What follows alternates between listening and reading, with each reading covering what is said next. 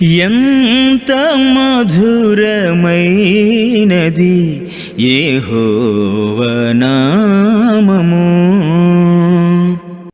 ఇంతవరకు నాకంటే ముందు దేవుని వాక్యాన్ని ప్రకటించినటువంటి సహోదరులు, ముఖ్యంగా అనేక మంది సువార్థికులు ఈరోజు పలు ప్రాంతాల నుండి, ఆంధ్ర, తెలంగాణ, తమిళనాడు బోర్డర్ నుండి మరియు కర్ణాటక నుండి అనేక మంది రావటము చాలా సంతోషాన్ని కలిగిస్తూ ఉంది. సుదూర ప్రాంతాల నుంచి ప్రయాణం చేసి ఈ రీతిగా ఇక్కడికి చేరుకోవటం, విజయవాడలో ఉన్నటువంటి సింగనగర్లో ఉన్న క్రీస్తు ప్రభు సంఘము ఇటువంటి అవకాశము ఏర్పాటు చేయబడి దేవుని ద్వారా అందరికీ కూడా ఆతిథ్యం ఇచ్చేటువంటి గొప్ప అవకాశం కలిగింది.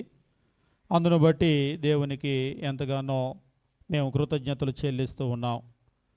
ఈరోజు ఒక ప్రత్యేకమైనటువంటి అంశాన్ని గురించి అధ్యయనం చేయాలి అనేటువంటిది ఆలోచన. ఎప్పుడు రెగ్యులర్గా మనము గమనించేటువంటి గుణాల కంటే కూడా మనుషులో ఉండేటువంటి ఒక ప్రత్యేకమైనటువంటి గుణాన్ని గురించి ఈరోజు మాట్లాడబోతూ ఉన్నాం. ఒక ప్రత్యేకమైనటువంటి గుణాన్ని గురించి మనము ఈరోజు మాట్లాడుకోబోతూ ఉన్నాం. అదేమిటి అంటే పట్టుదల. పట్టుదల అనేటువంటిది మంచిదా చెడ్డదా అని అడిగారు అనుకోండి, దానికి మనం ఏం చెప్తాం? పట్టుదల అనేటువంటిది ఎప్పుడూ మంచిదే. ఇంట్లో ఆవిడ పట్టుబట్టిది, నాకు నా అంతాడు కొనిచ్చాల్సిందే అని. వట్టి మేడతో బయటికి వెళ్ళలేకపోతున్నాను, నా అంతాడు కొనిచ్చాల్సిందే నాకని. ఇంట్లో తింటానికి ఉన్నా లేకపోయినా నువ్వు అప్పు చేస్తావో ఏం చేస్తావో తెలియదు, నాకు తాడు కొనిచ్చని. ఇప్పుడు ఆ పట్టుదల మంచిదా చెడ్డదా? మీరు ఏం చేస్తారో నాకు తెలియదు, మా ఫ్రెండ్స్ అందరికీ మొబైల్ ఫోన్లు ఉన్నాయి, టచ్ ఫోన్లు, స్మార్ట్ ఫోన్లు, నాకు కావాల్సిందే అంటాడు అబ్బాయి కాలేజీకి వెళ్ళేటప్పుడు. ఇప్పుడు ఆ పట్టుదల మంచిదా చెడ్డదా? అందరికీ మోటార్ సైకిళ్ళు ఉన్నాయి, నాకు కూడా మీరు అప్పు చేసైనా మోటార్ సైకిల్ కొనిచ్చండి అంటే పెద్ద పెద్ద ఈఎంఐలు కట్టేటువంటి కుటుంబాలు నాకు తెలుసు పిల్లల కొరకు. ఆ ఈఎంఐలు కాకుండా మరలా పెట్రోల్ ఖర్చు, ఇదంతా ఎక్కడి నుంచి వచ్చిందంటే పట్టుదలలో నుంచి వచ్చినాయి ఇవన్నీ. కాబట్టి పట్టుదల మంచిదా చెడ్డదా అనే ముందు దేని కొరకు పట్టుబట్టారు అనేటువంటి విషయాన్ని పరిగణలోకి తీసుకోవాలి. దేని కొరకు పట్టుబట్టారో మనం పరిగణలోకి తీసుకోకుండా పట్టుదల మంచిదే అని అన్నామనుకోండి, ఎవరు పట్టు వాళ్ళు పడుతూ ఉంటారు. కాబట్టి ఈరోజు మనం ఏం గమనించబోతున్నామంటే పట్టుదల అసలు ఏమిటి? పట్టుదల పట్టుదల అనేటువంటి మాటకు మనము ఏం అర్థాన్ని ఇస్తాం? మీరు ఆంగ్లంలో కనుక గమనించినట్లయితే ఆంగ్లంలో ఈ పట్టుదల అనేటువంటి మాటను మనకు బైబిల్లో ఎక్కువ సార్లు కాదు కానీ అలాగని తక్కువ సార్లు కూడా ఏమీ లేదు. మీరు గమనించినప్పుడు పర్సెవరెన్స్ అనేటువంటి మాట ఉపయోగిస్తూ ఉంటాడు. పర్సెవరెన్స్, దీన్ని తెలుగులో గమనించినప్పుడు కొన్నిసార్లు పట్టుదల అని తర్జుమా చేశాడు, కొన్నిసార్లు ఓర్పని సహనమని కూడా తర్జుమా చేశాడు. కానీ మీరు ఆంగ్లంలో కనుక గమనించినట్లయితే పర్సెవరెన్స్ అనే ఉంటుంది. పర్సెవరెన్స్ అనేటువంటి మాటకు పట్టుదల అని అర్థము. కానీ తెలుగులో మనము ముందుకు వెళ్ళబోతాం, ముందుకు వెళ్ళి గమనిస్తాం. కొన్ని సందర్భాల్లో దాన్ని ఏమన్నాడంటే ఓర్పు అని అన్నాడు, కొన్ని సందర్భాల్లో సహనమో అని చెప్పేసి అన్నాడు. ఈ పట్టుదల అనేటువంటి మాట ఎఫెసీయులకు రాసిన పత్రిక 6వ అధ్యాయము 18వ వచనము మనం గమనించినప్పుడు అపోస్తులైనటువంటి పౌలు ఎఫెసులో ఉన్నటువంటి క్రైస్తవులకు ఈ పట్టుదల అనేటువంటిది కలిగి ఉండాలి అనే తెలియజేస్తూ ఉన్నాడు. ఎఫెసులకు రాసినటువంటి పత్రిక 6వ అధ్యాయము మనం గమనించినప్పుడు 6వ అధ్యాయము 18వ వచనము దేవుని వాక్యం ఈ రీతిగా చెప్తూ ఉన్నాడు. ఆత్మ వలన ప్రతి సమయమందు ప్రతి విధమైన ప్రార్థనను విజ్ఞాపనను చేయుచు ఆ విషయమై సమస్త పరిశుద్ధుల నిమిత్తము పూర్ణమైన పట్టుదలతో విజ్ఞాపన చేయుచు మెలకువగా ఉండుడి. ఆ విషయమై సమస్త పరిశుద్ధుల నిమిత్తము పూర్ణమైన పట్టుదలతో విజ్ఞాపనము చేయుచు. పూర్ణమైన పట్టుదలతో విజ్ఞాపన చేయుచు అంటే మన పట్టుదల ఎందులో ఉండాలి? నాంతాడులోనో, లేకపోతే మొబైల్ ఫోన్ కొనుక్కోవటంలోనో, లేదంటే ఎలాగైనా టౌన్లో సొంతలు సంపాదించాలనో. ఈ లోకంలో మీరు గమనించినప్పుడు చదువులో పట్టుదల చాలామందిని చూస్తూ ఉంటాం. అసలు పెద్దవాళ్ళే అంటారు, ఎంత పట్టుదలతో చదువుకున్నారో తెలుసా, వాళ్ళు ఎంత కింద నుంచి పైకి వచ్చారో తెలుసా, ఎంత పట్టుదలతో ఉద్యోగం సంపాదించారో తెలుసా? నాకు తెలిసి కొంతమంది యవనస్తులు ఉంటారు, వాళ్ళు చదువుకున్న తర్వాత టౌన్కి వెళ్ళిపోయి కోచింగ్ సెంటర్లలో జాయిన్ అయ్యి ఉద్యోగం సంపాదిస్తే కానీ ఊరు రానని చెప్పేసి పట్టుదలతో ఉన్న వాళ్ళు నాకు తెలుసు. ఒక తండ్రి చెప్తూ ఉన్నాడు, వాడి జుట్టంతా ఊడిపోతుంది, నువ్వన్నా చెప్పయ్యా, ముందు పెళ్లి చేసుకొని కావాలంటే తర్వాత ఉద్యోగం సంపాదించుకోవచ్చు అని. కానీ ఆ అబ్బాయి కుదరదంటే కుదరదా అన్నాడు. జుట్టు ఊడిపోయినా సరే ముందు నేను ఎలాగైనా సరే ఉద్యోగం సంపాదించాల్సిందే. కొంతమందికి చాలా పట్టుదల ఉంటుంది, పెద్ద జీతం ఉన్నటువంటి ఉద్యోగం సంపాదించాలని. కొంతమందికి పట్టుదల ఉంటుంది, విదేశాలు వెళ్ళి అక్కడ చదువుకోవాలని. కొంతమందికి పట్టుదల ఉంటుంది, విదేశాల్లో ఉద్యోగం సంపాదించాలని. ఇందాక నేను ఆల్రెడీ చెప్పాను. ఇంకా కొంతమంది పట్టుదల నాంతాడులోనో లేకపోతే ఏదో చిన్న స్థలం కొనుక్కోవాలనో ఇల్లు కట్టుకోవాలనో ఇలా రకరకాలైనటువంటి పట్టుదలలు ఉన్నాయి, మనం చూస్తూ ఉన్నాం. మనమేం పట్టుదల లేని వాళ్ళం కాదు, ఇలా కనబడతాం, కానీ కనబడిన పట్టుదల మనలో కూడా ఉంటుంది. కాకపోతే అవన్నీ లోక సంబంధమైనటువంటి విషయాల్లో ఉన్నటువంటి పట్టుదలే కానీ ఆత్మ సంబంధమైన జీవితంలో ఉన్నటువంటి పట్టుదల కాదు. కానీ దేవుని వాక్యం మనం గమనించేటప్పుడు పట్టుదల అనేటువంటిది ఉండాలనే చెప్తున్నాడు. అయితే ఎందులో ఉండాలని తెలియజేస్తున్నాడంటే 18వ వచనంలో ఆ విషయమై సమస్త పరిశుద్ధుల నిమిత్తమో, అంటే 18వ వచనం ప్రారంభం నుంచి చూస్తే ఆత్మ వలన ప్రతి సమయమందును ప్రతి విధమైన ప్రార్థనను విజ్ఞాపనను చేయొచ్చు, ప్రతి విధమైన ప్రార్థన విజ్ఞాపన చేయొచ్చు. ఆ విషయము అంటే ప్రార్థన విషయంలో సమస్త పరిశుద్ధుల నిమిత్తము పూర్ణమైన పట్టుదలతో విజ్ఞాపన చేయొచ్చు, మెలకువగా ఉండండి. కాబట్టి మనం పట్టుదల కలిగి ఉండాలి, ఖచ్చితంగా పట్టుదల కలిగి ఉండాలి. ఇక్కడ పట్టుదల మాత్రమే అనటం లేదు, పూర్ణమైన పట్టుదలతో. ఆ పట్టుదల కూడా ఎలా ఉండాలట? పూర్ణం అంటే 100%. ఇక మనం పట్టామంటే పట్టిక అంతే, దానిలో 0.001% కూడా రాజీ ఉండకూడదు, అంతే. నేను పలానా ఊరు వెళ్ళి సేవ చేయాలంటే చెయ్యాలి, ఇక అంతే. అక్కడ కష్టం వచ్చినా నష్టం వచ్చినా ఈ పట్టుదల ఉంది కాబట్టి మొదటి శతాబ్దంలో ఉన్నటువంటి క్రైస్తవులు గెలవగలిగారు. ఇందాకడ సాల్మన్ గారు పాట పాడుతూ కైసరు ఎదురు వచ్చినా అని అన్నారు. అవును, నిజంగానే మనకు ఎదురురాడు కానీ కైసరు వాళ్ళకి ఎదురొచ్చాడు. నిజంగానే వాళ్ళకి నిజంగా కైసరు ఎదురు వచ్చినా కానీ వాళ్ళు 100% ఆ పట్టుదలతో ఉన్నారు. అందువల్ల వాళ్ళు ఆస్తులను కోల్పోయారు, అందువల్ల కుటుంబాలను కోల్పోయారు, ప్రాణాన్ని కోల్పోయారు, కానీ పట్టుదలని కోల్పోలేదు. ఈరోజు మనకి ఆదివారం నేను ఆరాధనకి టైంకి రావాల్సిందే అనే పట్టుదలైనా ఉంటుందా? ఉంటుందా? మీరు కావాలంటే స్కూల్ చదువుకునే వాళ్ళని చూడండి, అటెండెన్స్ విషయంలో ఎట్లయినా సరే ఈసారి మంచి అటెండెన్స్, మంచి పర్సంటేజ్ అటెండెన్స్లో నేను ఒకసారి ఒకళ్ళు అంటున్నారు, మార్కులు ఎలాగూ 100% రావు, కష్టపడ్డా, అటెండెన్స్ అయినా 100% తెచ్చుకుంటా అని పట్టుబట్టాడు. ఇంట్లో వాళ్ళు సెలవు పెట్టరా అంటే కూడా పెట్టడంట. ఎందుకంటే మార్కులు ఎలాగూ 100% రావు, అది మన చేతిలో లేదు. అటెండెన్స్ అనేటువంటిది నా చేతిలో ఉంది కాబట్టి నేను సంపాదించుకున్నాను. అంటే చదువు కూడా ఆయన చేతిలోనే ఉంటుంది, కానీ ఆయనకి ఎలాగూ తెలుసు, ఆయన మీద ఆయన కాన్ఫిడెన్స్, ఎట్లాగూ 100 మార్కులు నాకు రావు, కానీ అటెండెన్స్లో 100% నేను అటెండెన్స్ తెచ్చుకోవాలి అని. నిజంగానే పట్టుబట్టి తెచ్చుకునేటువంటి వాళ్ళు ఉన్నారు. అయితే మార్కుల విషయంలో కూడా పట్టుబడితే తెచ్చుకునేటువంటి వాళ్ళు ఉన్నారు.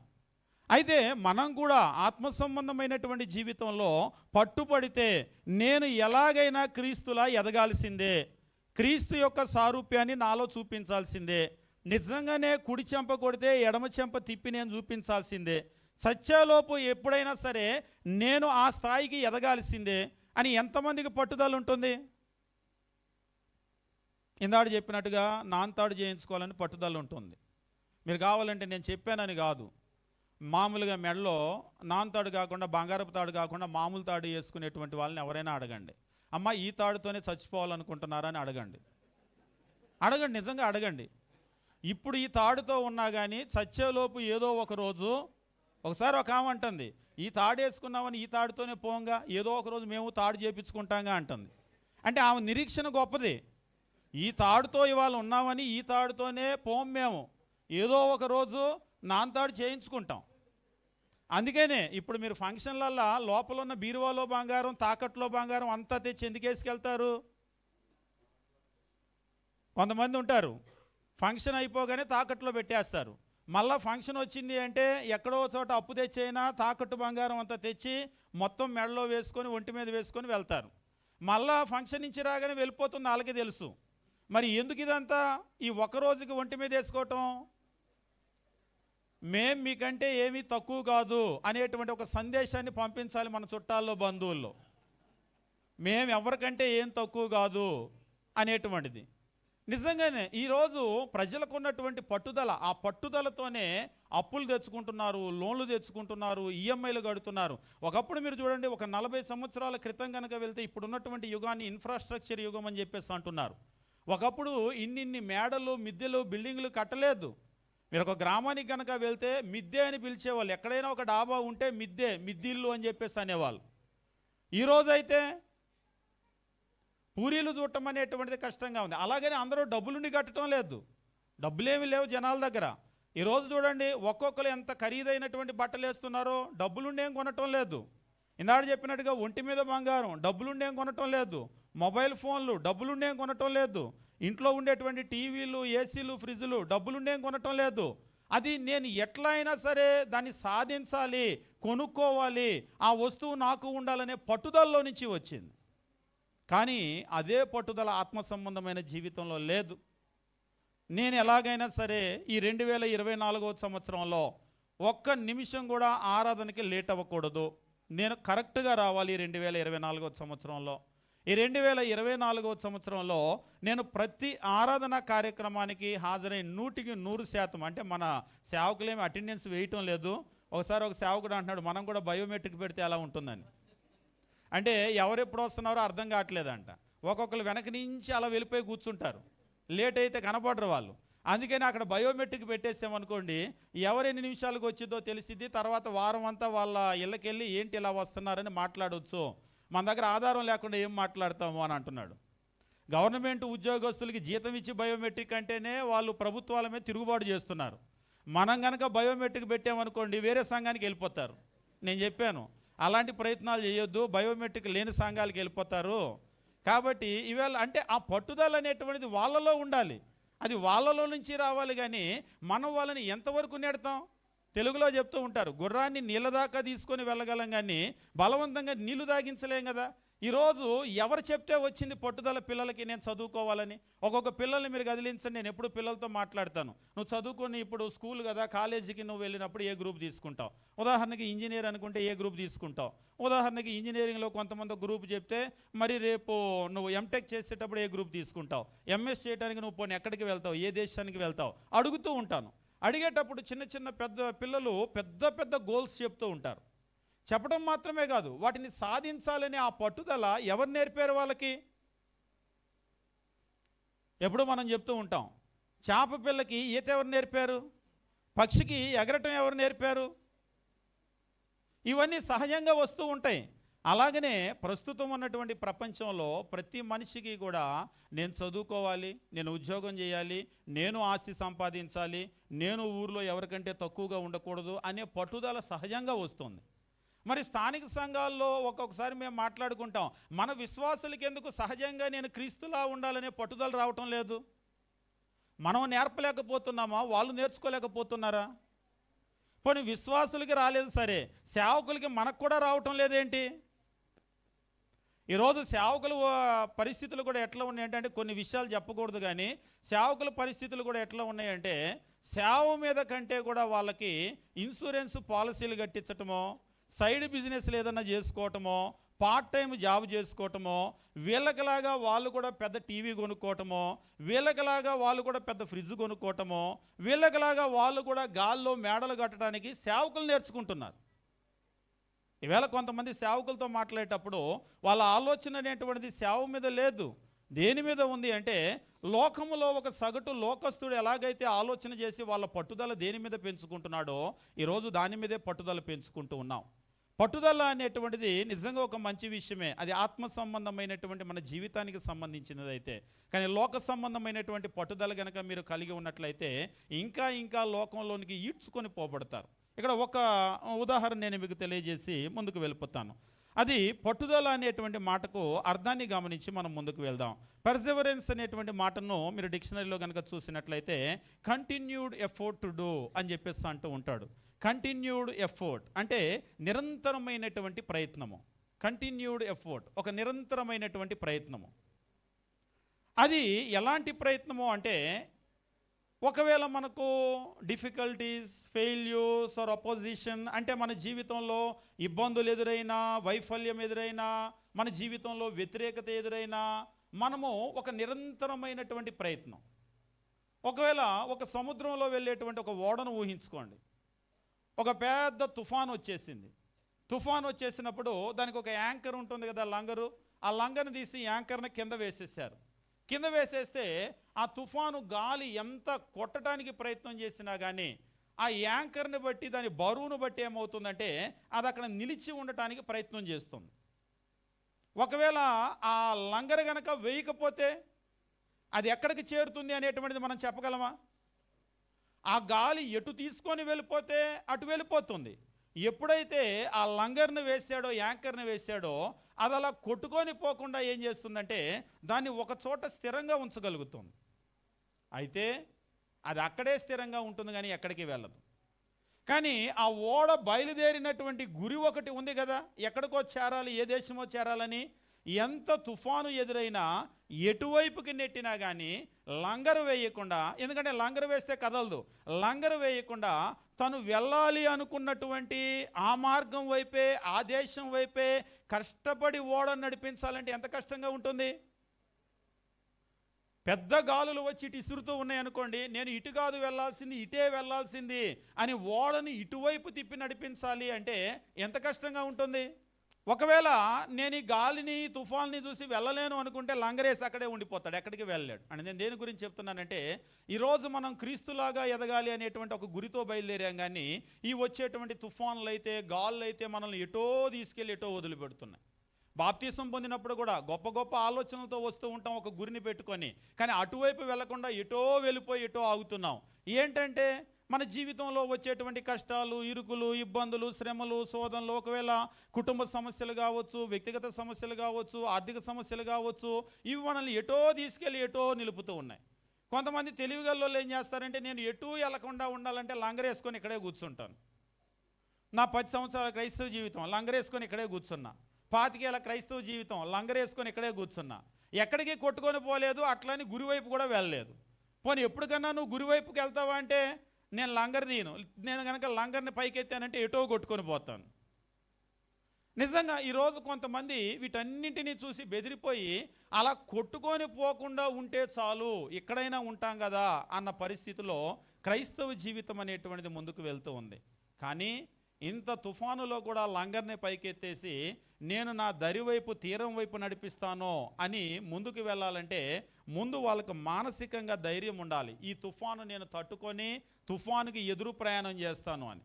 నిజంగా క్రైస్తవ జీవితం మనం అనుకునేటువంటి అంత సులభమైన జీవితం కాదు. మీరు క్రైస్తవ జీవితంలో ఎప్పుడైనా చూడండి, పట్టుదల లేనటువంటి వాళ్ళు అలా ఎగిరిపోతారు అంతే. ఆ గాలి అలా కొట్టిందంటే ఎటు వెళ్ళిపోతారో వాళ్ళకే తెలియదు. ఎక్కడికో వెళ్ళి ఎక్కడో ఆగుతారు. నువ్వు ఎటు వెళ్ళాలని బయలుదేరావు. ఒకసారి మేము సేవకుల్ని కూడా మేము మాట్లాడుతూ ఉంటాం. బైబిల్ ట్రైనింగ్లో మాతో చాలామంది చదువుకొని ఉంటారు. మేము అప్పుడప్పుడు మాట్లాడుకుంటూ ఉంటాం. చాలామంది చదువుకొని ఉంటారు. కానీ ఎంతమంది మాతో మిగులుతారు అంటే, ఎంతమంది సేవలో ఉంటామంటే, మొన్న కూడా సహోదరులు మాట్లాడుతూ ఉంటే నేను చెప్తూ ఉన్నాను, మాతో పాటు ఉన్నటువంటి సహోదరులు ఎంతమంది ఉన్నారు అనేటువంటిది మేము లెక్క వేసుకుంటే మేము వేళ్ల మీద లెక్క పెట్టేటువంటి కొద్దిమంది మాత్రమే మిగులుతాం. ఇప్పుడు సాల్మన్ గారు మాట్లాడారు ముందు. సాల్మన్ గారు మేము మెడ్రాసులో కలిసి చదువుకున్నాం. నేను ఒక సహోదరులు చెప్తూ ఉన్నారు, ధనుంజయ్ గారు గొట్టుమొక్కలని. అవును, ధనుంజయ్ గారు కూడా మాతో పాటు కలిసి చదువుకున్నారు, అంటే మా తరువాత బ్యాచ్లో. ఇలా కొద్దిమంది మాత్రమే వాళ్ళ సేవలో మిగిలి ఉన్నారు, ఎక్కువ మంది లేరు. కానీ వచ్చినప్పుడు అందరూ కూడా బైబిల్ కాలేజీకి బాగా వాక్యం నేర్చుకోవాలి, మంచి క్రైస్తవ జీవితం జీవించాలి, సమాజానికి దేవుని వాక్యాన్ని మనం ప్రకటించాలి, పెద్ద స్థానిక సంఘం కట్టాలి అనేటువంటి ఆశలతో వచ్చిన వాళ్ళే. మరి వాళ్ళు ఏమైపోయారంటే ఇవాళ సేవ చేయటం లేదు కొందరు. అప్పుడప్పుడు మేము వెళ్ళి ఏంటి పరిస్థితి అంటే, మరి పెళ్ళయి భార్య పిల్లలు ఇంట్లో పరిస్థితులు చేయాలని ఉన్నా చేయలేకపోతూ ఉన్నాను. అలాంటి పరిస్థితులు ఎటో కొట్టుకొని వెళ్ళిపోయి ఎటో మిగిలిపోయారు. కాబట్టి పట్టుదల అనేటువంటిది ఏమిటి అంటే, పట్టుదల అనేటువంటిది కంటిన్యూస్ ఎఫర్ట్, నిరంతరమైనటువంటి ప్రక్రియ. దేని విషయంలో నిరంతరమైన ప్రక్రియ అంటే, ఎప్పుడు కూడా వాతావరణం ప్రశాంతంగా ఉంటే ఏ ఓడైనా సరే అనుకున్నటువంటి గమ్యానికే చేరుతుంది. కానీ తుఫాను వచ్చినప్పుడు, సముద్రం అంతా అల్లకల్లోలంగా ఉన్నప్పుడు, అసలు నిలబడి ఉండటమే కష్టం అనుకున్నప్పుడు, అప్పుడు అనుకున్నటువంటి గమ్యానికి నడిపించే నావికుడు ఉన్నాడు కదా, ఆయన గొప్పవాడు. ఈరోజు ప్రశాంతమైనటువంటి జీవితంలో నేను క్రీస్తులాగా ఎదుగుతానంటే అది గొప్ప విషయమేం కాదు. కానీ మన జీవితంలో, వ్యక్తిగత జీవితం, కుటుంబ జీవితం, లేకపోతే సమాజంలో అడుగడుగున మనకు శోధనలు వస్తూ ఉంటే, ఇబ్బందులు వస్తూ ఉంటే, ఫెయిల్యూర్స్ను మనం చూస్తూ ఉంటే, వ్యతిరేకతను మనం చూస్తూ ఉంటే, వీటన్నింటి నడుమ కూడా ఇంకా నేను అక్కడికి చేరతాను అనేటువంటి ఆశతో, పట్టుదలతో ముందుకు వెళ్ళాలి. అది క్రైస్తవ జీవితం. ఇదేదో క్రొత్తగా ఇప్పుడు మనకి నేర్పించడం కాదు. పాత నిబంధన దగ్గర నుంచి ఏ భక్తుని జీవితమైనా చూడండి, ఎవరైనా సక్సెస్ అయ్యారు అంటే వాళ్ళ జీవితంలో ఖచ్చితంగా ఏముంటుందంటే పట్టుదల ఉంటుంది. అక్కడే కాదు, ఇక్కడ కూడా మీరు లోకంలో చూడండి, ఎవరైనా బాగా చదువుకున్నారు అంటే ఒక పట్టుదల ఉంటుంది.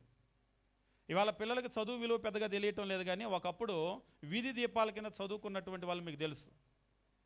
ఒకే ఒక జత బట్టలు స్కూల్కి వెళ్ళొచ్చి మరలా విప్పి, మరలా ఉతికి, మరలా వాటిని ఆరబెట్టుకొని అవే వేసుకొని వెళ్ళినటువంటి వాళ్ళు కూడా మీకు తెలుసు. గొప్ప గొప్ప వాళ్ళు అయ్యారు. ఇవాళ ఒక్కొక్క పిల్లలకి ఎన్ని జతలు మనం డ్రెస్ కొంటున్నాం? స్కూల్ డ్రెస్సు ఎన్ని జతలు?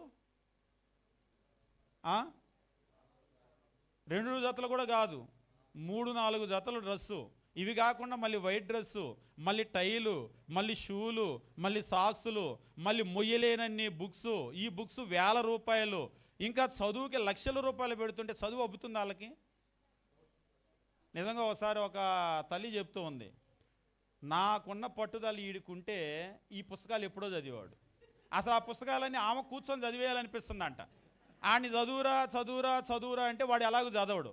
వాడిని మొత్తుకునే బదులు నిజంగా నేను చదివే అవకాశం ఉంటే నేను చదివి అవతల పాడేద్దును అంటుంది వాళ్ళమ్మ. ఒకసారి మొత్తుకొని మనకు అలానే అనిపిస్తుంది. వీళ్ళని మొత్తుకునే దానికంటే ఆ పుస్తకాలు నేను చదివే అవకాశం ఉంటే నేను చదివి రాసేసి పాస్ అవుతుందని. ఆ పట్టుదల వాళ్ళకి లేదు. ఎవరికైతే పట్టుదల లేదో, తల్లిదండ్రులుగా మనం ఎంత ప్రోత్సహించినా వాళ్ళు ఏమీ సాధించలేరు. ఏం సాధించలేరు. ఇవాళ ఈవెన్ పాస్ అవ్వనటువంటి వాళ్ళు ఉన్నారు, తల్లిదండ్రులు ఎంత ప్రోత్సహించినా. కానీ ఫీజు కట్టడానికి డబ్బులు లేనటువంటి బీదరికంలో కూడా ఎంత కష్టపడుతున్నారో, పార్ట్ టైం జాబ్ చేసుకుంటున్నారో, అప్పు చేసుకుంటున్నారో, గొప్ప వాళ్ళు అయ్యే వాళ్ళు అవుతూనే ఉన్నారు. ఇదంతా దేన్ని బట్టి అంటే, మనకు వెనకాల ప్రోత్సహించే వాళ్ళు ఉన్నారా లేదా కాదు, పట్టుదల. ప్రపంచంలో పట్టుదల ఉంటే దేన్నైనా కూడా సాధించవచ్చు. గొప్ప గొప్ప వ్యక్తులను మనం చూస్తూ ఉంటాం. ఈరోజు మన ఆత్మ సంబంధమైన జీవితంలో కూడా మనకు పట్టుదల ఉందా లేదా అనే దాని మీద మన భవిష్యత్ ఆధారపడి ఉంటుంది. నువ్వు క్రీస్తులాగా ఎదగలవా లేదా అన్నాడు ఒక ఆయన, అది పట్టుదల మీద ఆధారపడి ఉంటుంది.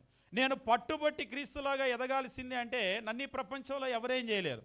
నిజంగానే కైసర్ ఎదురు వస్తే కూడా ఏం చేయలేకపోయాడు. రోమా ప్రభుత్వం ఏమీ చేయలేకపోయింది. సింహాల బోన్లో వేస్తే ఏం చేయలేకపోయారు. తారు వాళ్ళకి రాసి వాళ్ళను కాల్చి తగలబెట్టారు, కానీ ఏమీ చేయలేకపోయారు. అంతిమంగా వాళ్ళే గెలిచారు. ఎందుకు వాళ్ళు గెలిచారు అంటే, వాళ్ళని గెలిపించినటువంటి వాళ్ళ పట్టుదల, పర్సివరెన్స్. ఈరోజు మనకు లేనిది ఏమిటి అంటే ఆ పట్టుదల. అట్లని అసలు పట్టుదల లేదని కాదు, లోక సంబంధమైన విషయాల్లో పట్టుదల ఉంది. నా అంతాడు కావాలంటే కావాలంతే, ఏమున్నా లేకపోయినా. మొబైల్ ఫోన్ కావాలంటే కావాలి, స్మార్ట్ ఫోన్ కావాలంటే కావాలి. మీరు పాత నిబంధన గ్రంథంలో కనుక గమనించినట్లయితే కొన్ని విషయాలను చదువుతూ మనం ముందుకు వెళ్దాం. ఇక్కడ మనకి ఈ పట్టుదల అనేటువంటిది ఎలాగ భక్తుల జీవితాలను దీవించేసింది అనేటువంటి కొన్ని విషయాలను మనం పరిశీలన చేయడానికి ప్రయత్నం చేద్దాం. ఆదికాండము మనం గమనించేటప్పుడు పట్టుదల అనగానే వెంటనే మనకు బాగా గుర్తు వచ్చేటువంటి ఒక క్యారెక్టర్ ఏమిటి అంటే, పట్టుదల అనగానే యాకోబు గుర్తుకు వస్తూ ఉంటాడు.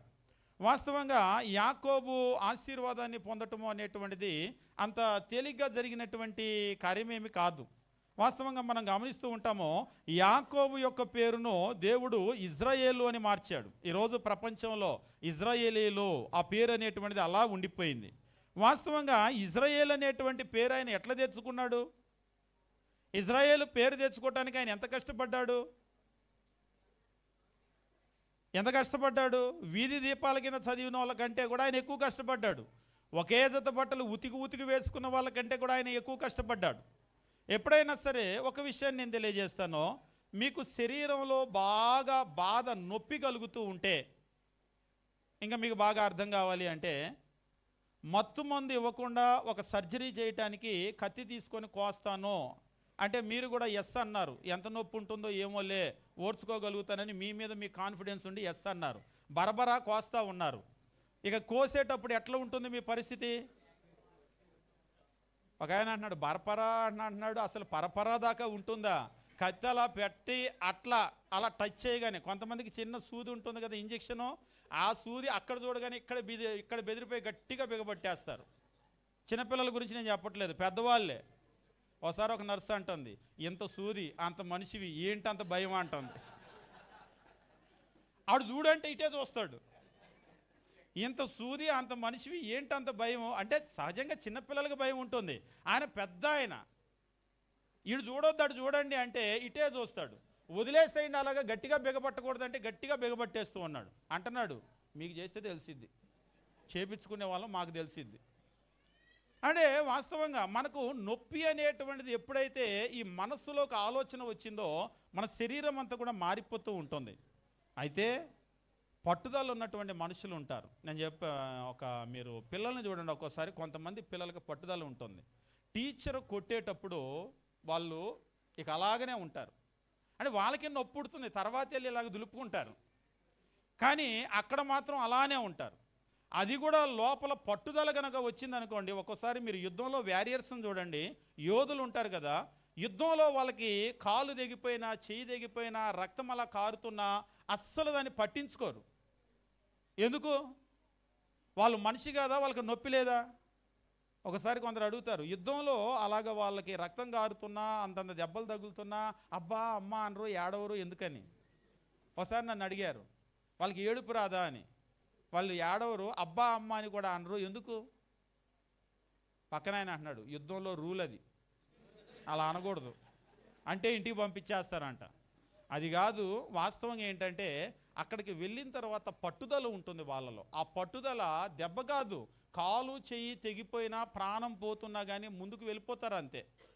క్రైస్తవ జీవితంలో అదే పట్టుదలను మనం చూస్తాం. అంటే ఆ నొప్పి, ఆ బాధను సహించే తత్వం అనేటువంటిది పట్టుదల నేర్పిస్తుంది.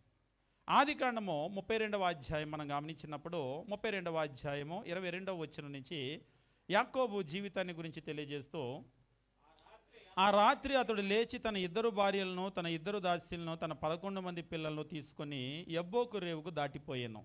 యాకోబు వారిని తీసుకొని ఆ ఏరు దాటించి తనకు కలిగినదంతయు పంపివేసెను. యాకోబు ఒక్కడు మిగిలిపోయెను. ఒక నరుడు తెల్లవారు వరకు అతనితో పెనుగులాడెను. ఆయన ఎవరు అనేటువంటి చర్చ దగ్గరికి నేను వెళ్ళటం లేదు. ఇక్కడైతే నరుడు అని చెప్పేసి అన్నాడు, ఎ మ్యాన్ బ్రెజిల్ అని చెప్పేసి అంటూ ఉంటాడు. ఒక నరుడు తెల్లవారే వరకు ఆయనతో పెనుగులాడాడు. అయితే ఆయన నరుడు అన్నాడు కానీ నరుడు కాదనే విషయం ఖచ్చితంగా అర్థమవుతుంది. అంటే దేవదూతలు అప్పీర్ అయినప్పుడు ఎప్పుడు కూడా వాళ్ళు ఏ జంతు రూపంలో అప్పీర్ అవ్వలేదు. ఎప్పుడు బైబిల్లో అప్పీర్ అయినా కానీ వాళ్ళు నరుని రూపంలోనే అప్పీర్ అయ్యారు. మరొక విషయం కూడా ఏమిటి అంటే, ఎప్పుడు కూడా లోకంలో అయితే దేవదూతలు అనగానే అందమైన ఆడపిల్లల బొమ్మలు వేస్తారు, కానీ బైబిల్లో ఎక్కడా కూడా దేవదూతలు ఆడపిల్లలుగా అప్పీరైన ఇది మనకి ఎక్కడా కూడా తారసపడదు. అంటే మీసాలు ఉంటే అన్నాడు ఒకసారి ఒక ఆయన, దేవదూతలు ఆడపిల్లలు కాదంటే. అట్లని మీసాలు ఉంటే అని నేనేం చెప్పటం లేదు, కానీ ఆడపిల్లలాగా ప్రత్యక్షమైనటువంటిది, తెల్ల గౌన్లు వేసుకొని ప్రత్యక్షమైంది, ఇదంతా కూడా ఇమాజినేషన్ అంతే. ఇక్కడ ఏమన్నాడంటే, ఒక నరుడు తెల్లవారు వరకు అతనితో పెనుగులాడాను, తెలుగులో పెనుగులాడాను అన్నాడు కానీ అంతకు మించినటువంటి పదం అది. అదేమిటంటే a man wrestled with him. Wrestling, WWF చూస్తూ ఉంటారు కదా, ఎలా ఉంటుంది వ్రెజిలింగ్ అంటే? మనకి మల్ల యుద్ధం అనాలేమో. హోరాహోరీగా జరిగినటువంటి ఒక మల్ల యుద్ధము ఎవరితో జరిగింది? యాకోబుకు ఒకవైపు యాకోబు, మరొక వైపు ఒక దూత ఉన్నాడు. ఒక దూత ఆయనకు ఒంటరిగా తారసపడ్డాడు. యాకోబు పరిస్థితి ఏమిటి అంటే, ఆయన ఎవరనేది యాకోబు గ్రహించాడు. తర్వాత మనకు అర్థమవుతుంది, ఈయన నన్ను దీవించగలిగినటువంటి వ్యక్తి అనేది అర్థమైంది. అర్థమవగానే ఏం చేశాడు? ఒక్కొక్కరు ఉంటారు, వీళ్ళు మనకి ఖచ్చితంగా అప్పు ఇవ్వగలరు అని తెలిసిందనుకోండి, వెంటనే వాళ్ళ ఫోన్ నెంబర్ తీసుకుంటారు. ఎందుకంటే ఇవాళ రేపు అప్పు చాలా అవసరం, అప్పు ఇచ్చేవాళ్ళు చాలా అవసరం. వీళ్ళ ఆర్థిక పరిస్థితులు కొంచెం బాగున్నాయి, వీళ్ళు మనకు అప్పు ఇవ్వగలరు అనుకుంటే వెంటనే ఫోన్ నెంబర్ తీసుకుంటారు. బ్రదర్ మీ ఫోన్ నెంబర్ ఇవ్వండి అని. ఒకసారి ఒకళ్ళు నాకు చెప్పారు, ఒక ఇంటికి తీసుకొని వెళ్ళినప్పుడు మిమ్మల్ని కాబట్టి నమ్మి తీసుకెళ్ళాను అన్నాడు. వాళ్ళ ఇంట్లో వాక్యం చెప్పడానికి. ఇందులో నమ్మేది ఏముందండి అంటే వీళ్ళ ఆర్థిక పరిస్థితి బాగుంటుంది. ఆయన బిఎస్ఎన్ఎల్లో ఎంప్లాయీ, బాగా కొంచెం సౌండ్ పార్టీ. ఎవరినైనా నమ్మి వాక్యం చెప్పిద్దామని తెస్తే వాళ్ళు ఈ సేవకుడిని పక్కన పెట్టి ఆయన ఫోన్ నెంబర్ తీసుకొని వెళ్ళి తర్వాత ఫోన్ చేసి అప్పడుగుతున్నారంట. సేవకుడికి తెలియకుండా ఆయన అప్పడుగుతున్నారంట. కాబట్టి మిమ్మల్ని కాబట్టి నమ్మి తెచ్చాను అన్నాడు. మీరు తెచ్చినా నేను అప్పడగనండి, వీళ్ళ దగ్గరే కాదు, నేను ఎవరి దగ్గర అప్పడగను, మీరు నన్ను నమ్మొచ్చు. ఎందుకంటే కొంతమందికి అప్పడిగేటువంటి అలవాటు ఉంటుంది. పాపం వాళ్ళు ఏం చేస్తారంటే ఇచ్చేవాళ్ళు అనగానే ఆశపడుతూ ఉంటారు. కానీ కొంతమంది మనం ఇస్తామన్నా వాళ్ళు తీసుకోరు. మాకు అప్పు వద్దండి, అప్పు మాకు అలవాటు లేదు, అసలు అప్పు మేము తీసుకోమని అంటారు, ఉన్నదానిలోనే సర్దుకుంటారు. కానీ ఇక్కడ యాకోబుకి ఏం అర్థమైందంటే ఈయన నన్ను దీవించగలిగినటువంటి వ్యక్తి అనేటువంటి విషయం అర్థమైంది. ఈరోజు అప్పిచ్చే వ్యక్తి అనగానే, స్తోమత ఉన్న వ్యక్తి అనగానే లోకం ఎలా గట్టిగా పట్టుకుంటుందో అలాగే ఏం చేశాడంటే ఈయన గట్టిగా పట్టుకున్నాడు. ఆ తర్వాత చెప్తున్నాడు 25వ వచనంతో ఆయన అంటున్నాడు, తెల్లవారు వరకు అతనితో పెనుగులాడెను. ఈ పెనుగులాట అనేటువంటిది ఒక రకంగా చెప్పాలంటే ఎలా ఉందంటే అది టై అవుతూ ఉంది, ఎవరు గెలవట్లేదు. టైం అయితే గడిచిపోతూ ఉంది, కానీ డ్రా అవుతూ ఉంది మ్యాచ్ అంతా కూడా. అంటే ఇందులో మనం గమనించాల్సింది ఏంటంటే ఒక దూతతో అంత భీకరంగా పోరాడా యాకోబు. ఒక నరుడు అంత భీకరంగా పోరాడింది మీకు బైబిల్ ఎక్కడ కూడా కనపడదు. అంత భీకరమైనటువంటి పోరాటం. తెల్లారే వరకు ఆయనతో పోరాడుతూనే ఉన్నాడు, కానీ యాకోబు ఓడిపోలేదు. ఆయనతో పోరాడుతూనే ఉన్నాడు. చివరికి పోరాడి 25వ వచనంలో అంటాడు, తాను అతని గెలవకుండుట చూచి. ఆ దూత ఎంత పోరాడినా దూత గెలవలేదు. తాను అతని గెలవకుండుట చూచి తొడగూటి మీద అతని కొట్టెను. అప్పుడు ఆయనతో పెనుగులాడుట వలన యాకోబు తొడగూడు వసిలెను. ఎంతసేపుడికి వదలకపోయేసరికి పెట్టి తొడగూటి మీద పెట్టి కొట్టాడు. కొట్టేసరికి తొడగూడు, ఇప్పుడు మీరు మనిషి యొక్క శరీరంలో చూసినప్పుడు కాలు అనేటువంటిది చాలా ముఖ్యమైనటువంటి ఒక అవయవం. అది కూడా తొడగూడు గనక వసిలిపోతే చాలా చాలా పెయిన్ ఉంటుంది. మీరు ఎప్పుడైనా యాక్సిడెంట్ కింద పడిపోయారు అనుకోండి, బోన్ ఫ్రాక్చర్ అయిపోయింది లేదా జాయింట్లో నుంచి బయటకు వచ్చేసింది, విలవిల్లాడిపోతాం. అసలు మనకు చుట్టుపక్కల ఉన్నటువంటి ఇంక దేని మీద చూడం. పానీపూరి తింటావా అంటే అప్పుడు వచ్చి అంటే బాగా ఏడుస్తున్నారు అనుకోండి. ఇప్పుడు పిల్లలు ఇంజెక్షన్ చేసి ఏడుస్తూ ఉంటారు, ఇదిగో చాక్లెట్ తీసుకో అంటే నిజంగానే కొంతమంది పిల్లలు వెంటనే చాక్లెట్ వైపు చూస్తారు, అంత ఏడుపులో కూడా. నేను చెప్తున్నానని కాదు, కానీ కొంతమంది పిల్లలు చూడండి బాగా ఏడ్చేటప్పుడు ఇదిగో చాక్లెట్ తీసుకో అంటే ఇది మాత్రం వినపడింది చెవులో, ఇంకేది వినపడదు. ఇప్పుడు ఇలాగా ఒకవేళ యాక్సిడెంట్ అయిపోయింది, బోన్ ఫ్రాక్చర్ అయిపోయింది, లేకపోతే తొడగూడు అనేటువంటిది వసిలింది, లోపల నుంచి తొడ బయటకు వచ్చేసింది, ఒకసారి జాయింట్ కప్స్లో నుంచి వచ్చేస్తే కదా విలవిల్లాడిపోతూ ఉన్నారు. విలవిల్లాడిపోతూ ఉన్నటువంటి వాళ్ళు ఏం చెప్తే దాన్ని వినగలుగుతారు?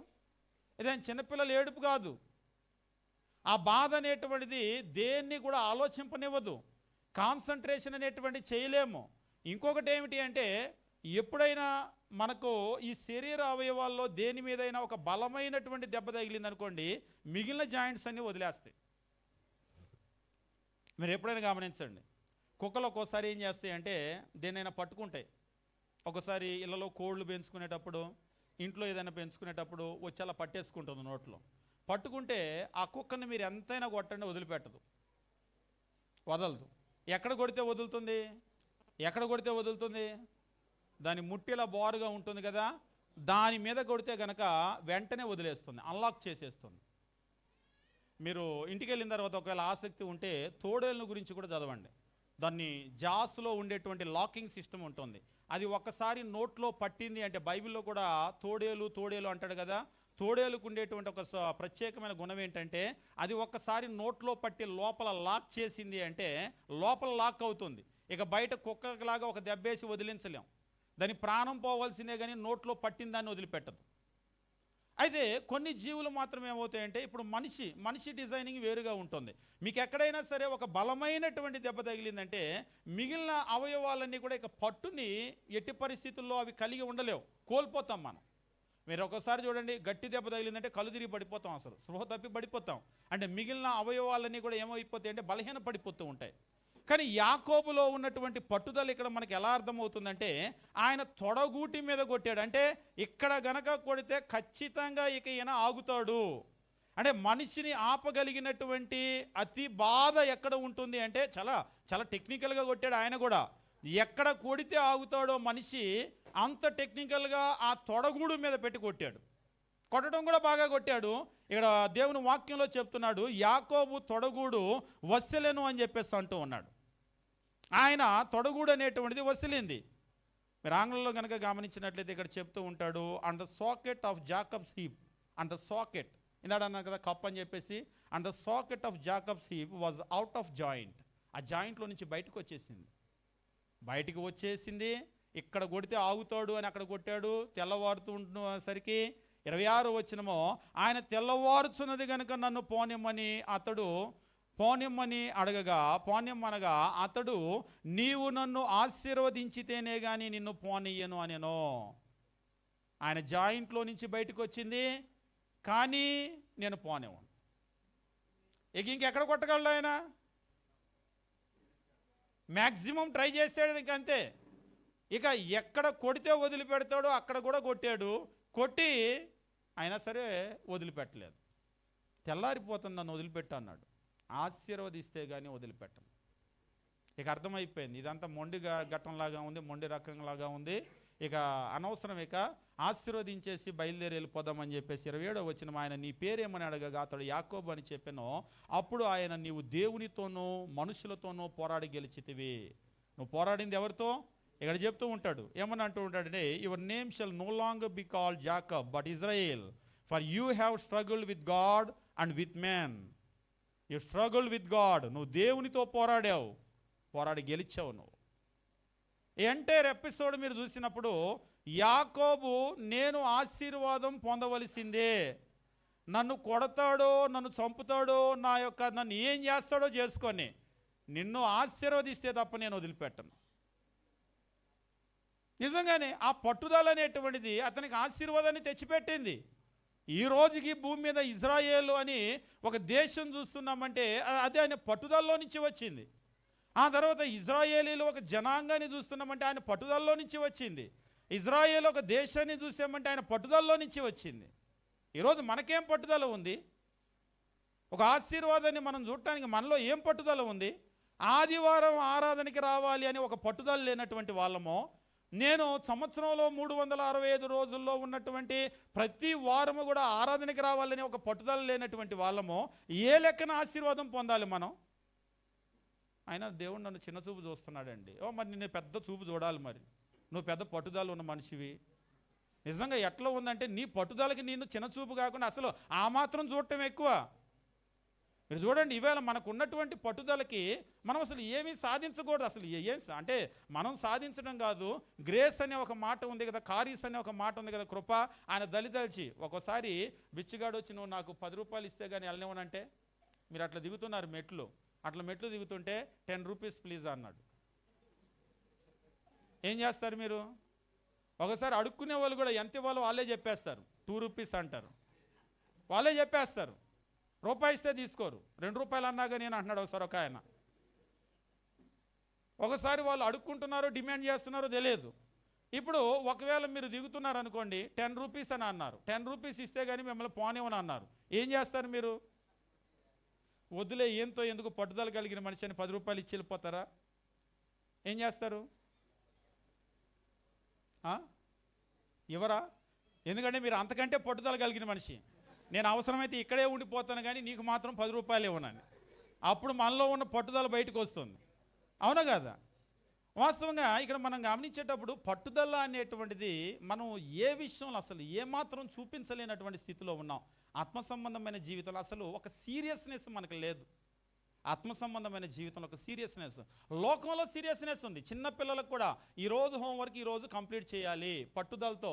ఆ రోజు కొంతమంది పిల్లలు ఉంటారు, ఆ రోజు హోంవర్క్ ఆ రోజు అయిపోతే కానీ నిద్రపోరు, పట్టుదల ఉంటుంది. కొంతమంది పిల్లలు ఉంటారు, ఈసారి ఎగ్జామ్స్లో ఎట్లయినా ఫస్ట్ మార్క్ వచ్చి నేను క్లాస్ లీడర్ బ్యాడ్జ్ సంపాదించాలి, పట్టుదల ఉంటుంది. ఖచ్చితంగా క్లాస్ లీడర్ అవుతారు. ఈసారి నేను అందరికంటే ముందు ఉండాలి క్లాసులో, నా మార్కులు ఖచ్చితంగా వాళ్ళు సంపాదిస్తారు. నేను మంచి ఉద్యోగం సంపాదించాలి, ఖచ్చితంగా సంపాదిస్తారు. ఆ పట్టుదల ఉన్న మనుషులు. మీరు ఎప్పుడైనా మనుషుల్ని కొంతమందిని చూడండి, పిల్లలప్పటి నుంచే కనబడుతుంది ఆ పట్టుదల. ఆ పట్టుదల ఉంటే ఖచ్చితంగా వాళ్ళు సాధిస్తారు. మేము అప్పుడప్పుడు విశ్వాసుల ముఖాలు చూస్తాం, పట్టుదల పెద్దగా కనబడదు, ఏముండదు. ఎందులో పట్టుదల ఉంటుందంటే, మా దగ్గరకు వచ్చి ప్రార్థన చేయించుకుంటారు. పిల్లలు బాగా చదవాలని ప్రార్థన చేయండి, ఉద్యోగం రావాలని ప్రార్థన చేయండి, ప్రమోషన్ కొరకు ప్రార్థన చేయండి. ఎప్పుడైనా మా ఆత్మ సంబంధమైన జీవితంలో వెనకబడి ఉన్నామో, మా ఆత్మ సంబంధమైన జీవితం కొరకు ప్రార్థన చేయండి అని అడిగే వాళ్ళ కొరకు చూస్తూ ఉంటాం. ఇప్పుడు చెప్పానని ఇక్కడి నుంచి అలా అడగండి, మీ లోపలేముందో అదే అడగండి. అలా అడిగే వాళ్ళు దాదాపుగా కనబడరు. ఎక్కువ మంది ప్రేయర్ రిక్వెస్ట్ పెట్టేటప్పుడు కూడా ఏం పెడతారంటే, పిల్లల చదువులు, పెళ్ళిళ్ళు, లేకపోతే ఆ తర్వాత కాన్పులు, ఆ తర్వాత ఆర్థిక పరిస్థితులు, ఇంకేదన్నా వీటి గురించే. కానీ ఆత్మ సంబంధమైన జీవితంలో నేను దీవించబడాలనే పోరాటం ఎంతమందికి ఉంది? ఆ పోరాటంలో నుంచి యాకోబుకు ఒక గొప్ప దీవెన వచ్చింది. యాకోబు ఆ దీవెన పొందటానికి ఇక్కడ నుంచి మీరు గమనించండి, యాకోబు జీవితాన్ని మీరు జాగ్రత్తగా గమనిస్తే యాకోబు జీవితాన్ని రెండుగా మీరు వర్గీకరించవచ్చు. అదేమిటి అంటే, ఇక్కడ నుంచి యాకోబు ఒక కుంటివాడైపోయాడు, అవిటివాడైపోయాడు. తొడగూడు అందులో నుంచి వచ్చేసింది కదా, ఆ జాయింట్లో నుంచి. ఇక్కడ ఇంతకు ముందు ఉన్నటువంటి యాకోబు వేరు, ఇక ముందు యాకోబు వేరు. మీరు ఎప్పుడైనా సరే కాలు, చేతులు, శరీరంలో బలం ఉంటే ఒకలా ఉంటుంది. ఇప్పుడు కాలు ఇరిగిపోయింది అనుకోండి, కుంటితనం వచ్చేసింది. ఇప్పుడు పెద్ద దూరం నడవాలంటే మీరు నడవలేరు, పెద్ద పెద్ద గోల్స్ మీరు పెట్టుకోలేరు, మీలో మీకే ఒక బలహీనత వచ్చేస్తూ ఉంటుంది. మీరు యాకోబు జీవితం అక్కడి నుంచి కనుక చూసినట్లయితే ముందున్నటువంటి పరిస్థితి కనబడదు. ఎందుకు ఆయన కాలు విరక్కొట్టుకున్నాడు, ఎందుకు అలాగ జరిగింది అంటే, నన్ను దీవిస్తే కానీ నేను వదిలిపెట్టను. మీరు యోబు గ్రంథం చదువుతూ ఉంటారు. ఇక యోబు అంటేనే శ్రమలు, శ్రమలు అంటేనే యోబు, అవునా? అసలు యోబు తెలియనటువంటి వాళ్ళు ఎవరైనా ఉన్నారా? యోబు తెలియనటువంటి వాళ్ళు ఎవరైనా ఉన్నారా? అసలు ఎవరైనా ఉన్నారా అనే దానికంటే ఎవరైనా ఉంటారా? బైబిల్ తెలిసినటువంటి వాళ్ళలో యోబు తెలియనటువంటి వాళ్ళు ఎవరైనా ఉంటారా? ఎవరు ఉండరు కదా. సరే, అయితే ఇప్పుడు రెండో ప్రశ్న, యోబు ఆ దీవెన్ను ఎలా పొందాడు? యోబు ఆ దీవెన్ను పొందడానికి కలిగినటువంటి కారణం ఏమిటి? ఎట్లా? పట్టుదలతో శ్రమలన్నిటినీ ఓర్చుకున్నాడు. ఎలాగూ పట్టుదల లెసన్ కాబట్టి యోబు అనగానే పట్టుదల ఉంటుంది, అంతే కదా, ఖచ్చితంగా కనెక్ట్ అయిపోతూ ఉంటుంది. లేకపోతే ఇప్పుడు ఎందుకు యోబుని వేస్తారు మధ్యలో? నిజం, ఖచ్చితంగా యోబు గ్రంథం మనం చదివేటప్పుడు యోబులు అంటే కనబడినటువంటి ఒక కోణం ఉంటుంది. అంటే యోబు గ్రంథంలో దాన్ని పెద్దగా ప్రజెంట్ చేయలేదు, కానీ క్రొత్త నిబంధన రచయితలు దాన్ని ప్రజెంట్ చేశారు. కొన్ని విషయాలు చెప్పి నేను ముగించేస్తాను, సమయం దాదాపు అయిపోయింది, టైం ప్రకారం పొద్దుటి నుంచి వెళ్తూ ఉంది. మనము బైబిల్లో గమనించేటప్పుడు దేవుని వాక్యం ఈ రీతిగా తెలియజేస్తూ ఉంటాడు. రోమిలకు రాసిన పత్రిక 5వ అధ్యాయము 4వ వచనం మనం గమనించినట్లయితే, రోమిలకు రాసిన పత్రిక 5వ అధ్యాయము 4వ వచనము దేవుని వాక్యం ఈ రీతిగా చెప్తూ ఉంటాడు. 5వ అధ్యాయము 4వ వచనము, తెలుగులో 3, 4 కలిసి ఉన్నాయి. అంతేకాదు శ్రమ ఓర్పునో, ఓర్పు పరీక్షనో, పరీక్ష నిరీక్షణను కలగజేయనని ఎరిగి శ్రమలయందు అతిశయపడదుమో, శ్రమలయందు అతిశయపడదుమో అని చెప్పేసి అంటున్నాడు. శ్రమలయందు అతిశయపడదుమో. ఎందుకు శ్రమల్లో అతిశయమో? శ్రమల వల్ల చాలా గొప్ప, ఇందాక మనం చూసాం, యాకోబుకి తొడగూటి మీద కొట్టాడు, చాలా నొప్పి కలిగింది. ఆ నొప్పిని అలాగనే ఆయన ఏం చేశాడంటే ఓర్చుకున్నాడు, సహించాడు. లేకపోతే అందుకని మనకు తెలుగులో ఓర్పు, సహనము అని చెప్పేసి దాన్ని తర్జుమా చేశాడు. అలాగా ఆయనకి అంత బాధ కలిగినా కానీ పోరాటం అయితే వదిలిపెట్టలేదు, దాన్ని అలాగ ఆయన ఓర్చుకున్నాడు. ఈ శ్రమలు ఏం చేస్తాయంటే, శ్రమ ఓర్పును, అయితే మీకు ఆంగ్లంలో చదువుతాను గమనించండి. ఇక్కడ ఏమంటున్నాడంటే, and not only that but we also glory in tribulation knowing that a tribulation produces perseverance. Tribulation produces perseverance అంటే ఇక్కడ చెప్తున్నాడు, శ్రమలో నుంచి పట్టుదల వస్తుంది. పట్టుదల ఎలా వస్తుందట? ఎప్పుడైనా మీరు గమనించండి, ఒకసారి మనకి ఎంత కష్టము, ఎంత ఇబ్బంది, ఎంత శ్రమ వచ్చిందో లోపల ఉన్న మనిషి అప్పుడు బయటకు వస్తాడు, ఆ పట్టుదల అప్పుడు బయటకు వస్తుంది.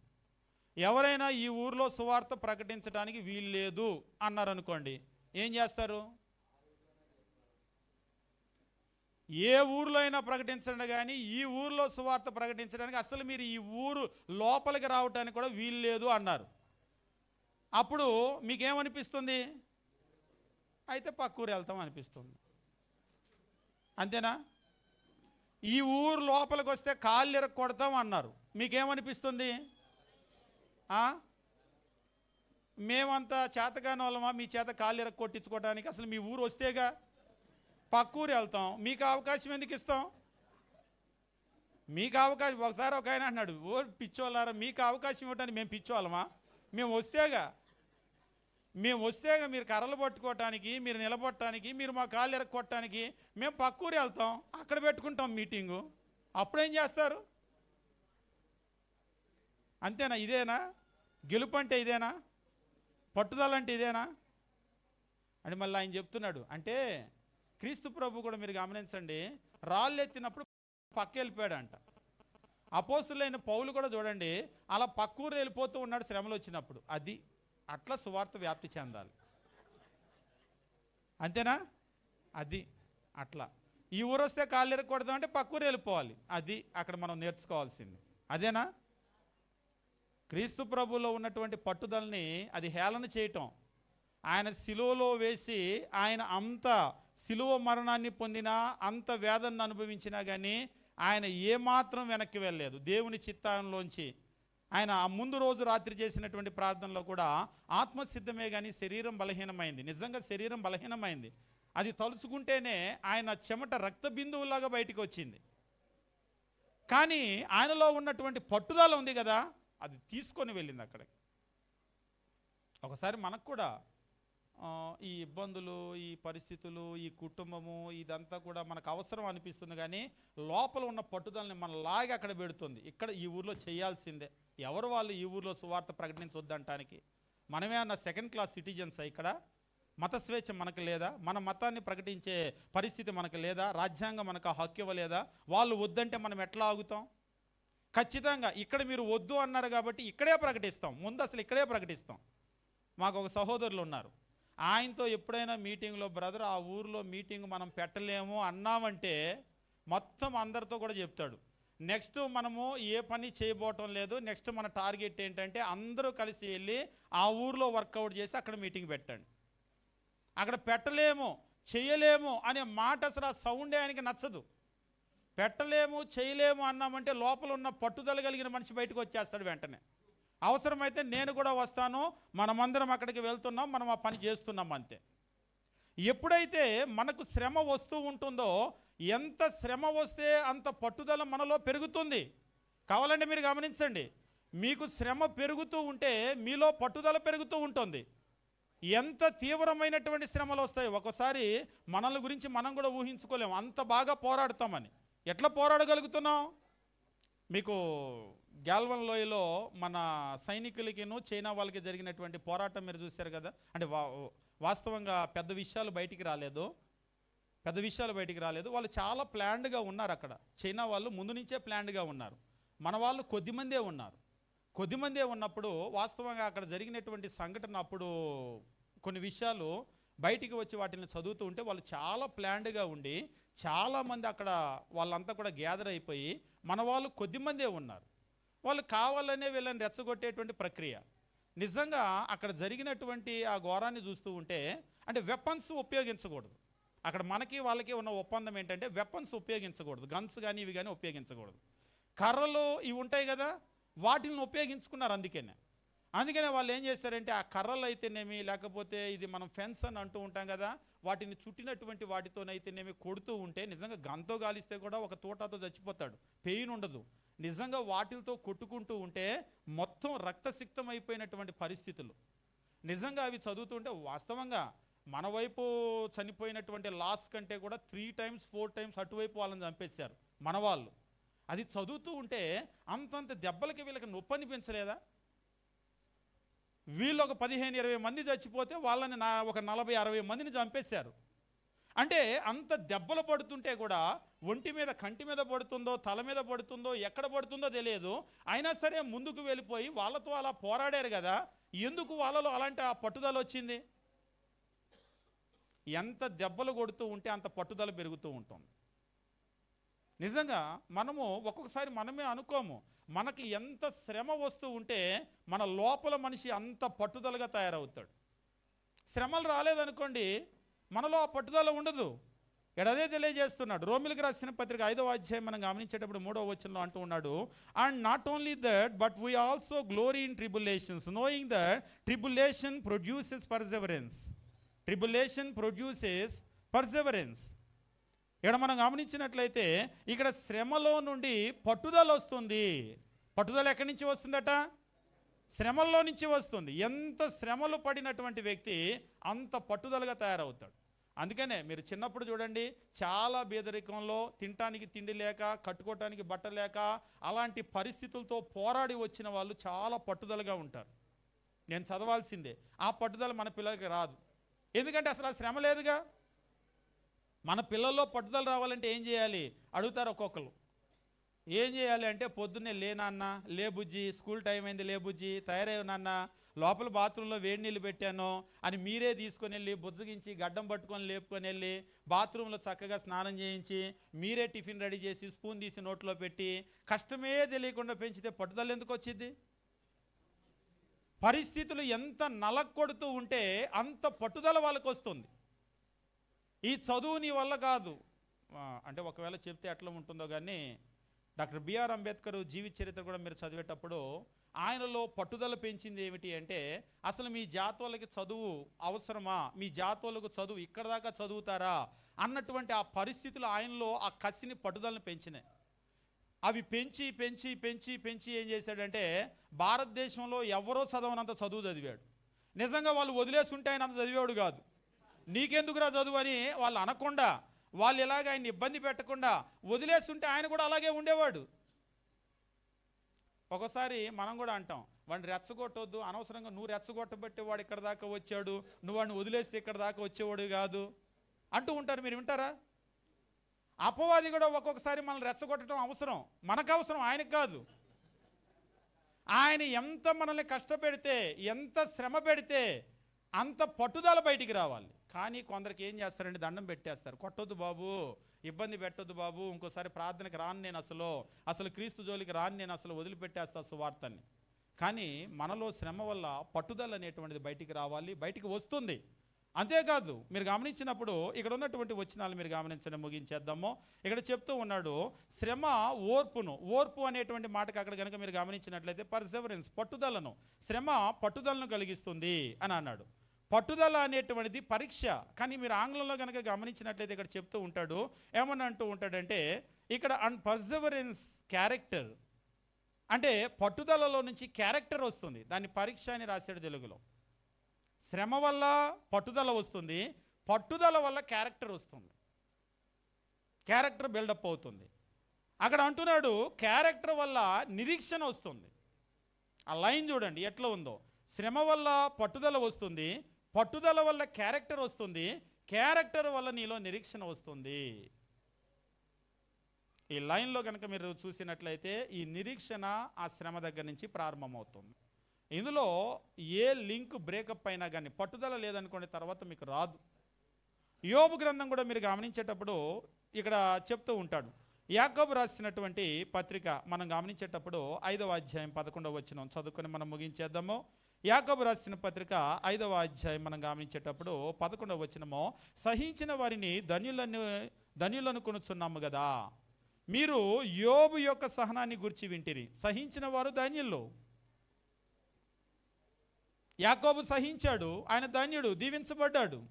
సహించిన వారు ధన్యులను కొనుచున్నాము కదా, మీరు యోబు యొక్క సహనమును గురించి వింటిరి. యోబు యొక్క సహనాన్ని గురించి వింటిరి. ఇక్కడ సహనము అన్నటువంటి మాట మీరు గమనించినట్లయితే ఆంగ్లంలో you have heard of the perseverance of Job. You have heard of the perseverance of the Job. మీరు యోబు యొక్క పట్టుదలను గురించి విన్నారు. దేని గురించి అట అంటే తెలుగులో సహనము, ఓర్పు ఇవన్నీ కూడా సిమిలర్ వర్డే. కానీ పట్టుదల అనేసరికి అసలు అది వేరేగా ఉంటుంది, ఆ సౌండింగే. మీరు యోబు యొక్క పట్టుదల గురించి విన్నారు.